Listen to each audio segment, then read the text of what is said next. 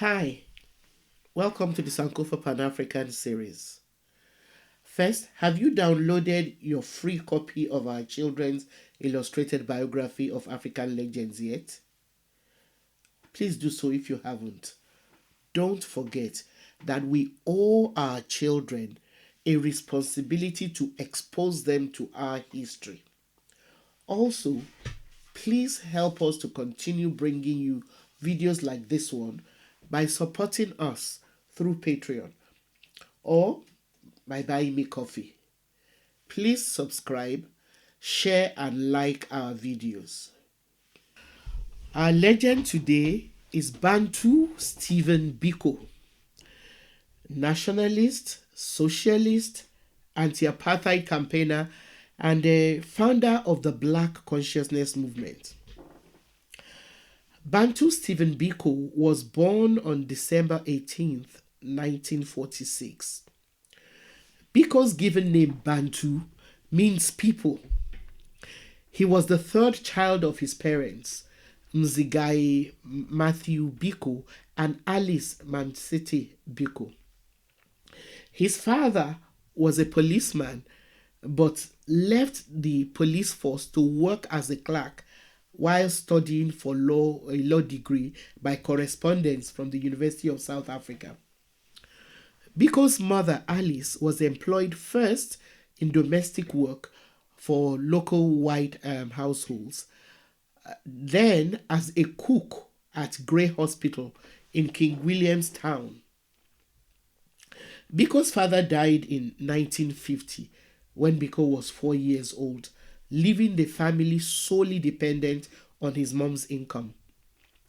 According to Biko's sister, it was his observation of their mother's difficult working conditions that resulted in Biko's earliest politicization.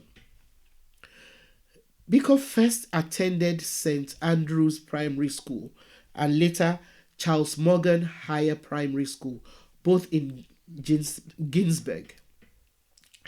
He was a particularly intelligent pupil and was allowed to skip a year. In 1963, he transferred to the Forbes Grant Secondary School in the township where he excelled at math and English and topped his class. In 1964, the Ginsberg community offered him a bursary which allowed him to join his brother Kaya as a student at Lovedale, a prestigious boarding school in Alice, Eastern Cape. Within 3 months of Steve's arrival, his brother Kaya was accused of having connections to POCO, the armed wing of the Pan African Congress, PAC, which the government had banned. Both Kaya and Steve were arrested and interrogated by the police. His brother, Kaya, was convicted, then acquitted on appeal. And although no evidence of Steve's connection to POCO was found, he was still expelled from the school. After his expulsion, Biko enrolled in and graduated from St. Francis College, a liberal boarding school in Natal, and then proceeded to the University of Natal Medical School. While there, he became involved in the multiracial National Union of South African Students, NUSAS, but soon became disenchanted with NUSAS because he thought that instead of simply allowing blacks to participate in white South African society, the society itself needed to be restructured around the culture of the black majority.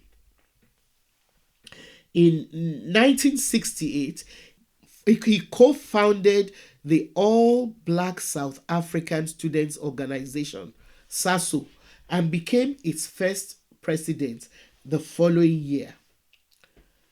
SASO was based on the philosophy of black consciousness, which encouraged blacks to recognize their inherent dignity and self-worth. In the 1970s, the Black consciousness movement spread from university campuses into urban Black communities throughout South Africa.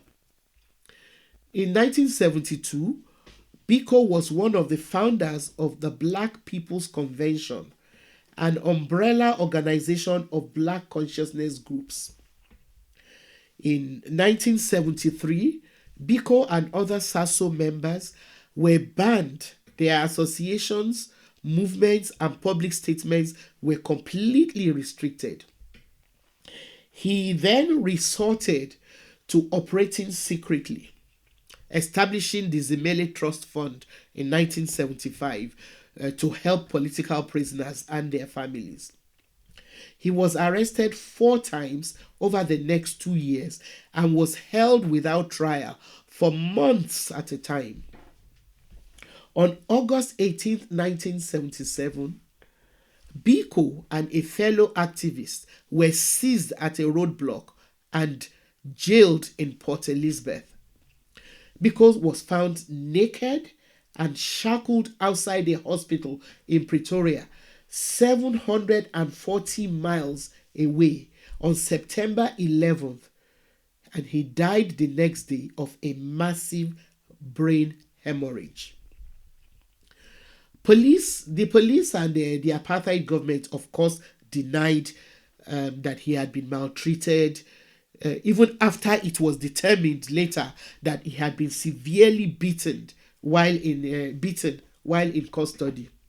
The officers involved were cleared of wrongdoing, but in 1997, after the end of apartheid, 5 former police officers confessed to killing Biko and applied for amnesty to the Truth and Reconciliation Commission, a body that was convened to review atrocities that were committed during the apartheid years. The application for amnesty was denied in 1999. Thanks for watching. Please download your free copy of our children's books and support us through Patreon or by buying me coffee. Also, tell your friends about this channel. Thank you.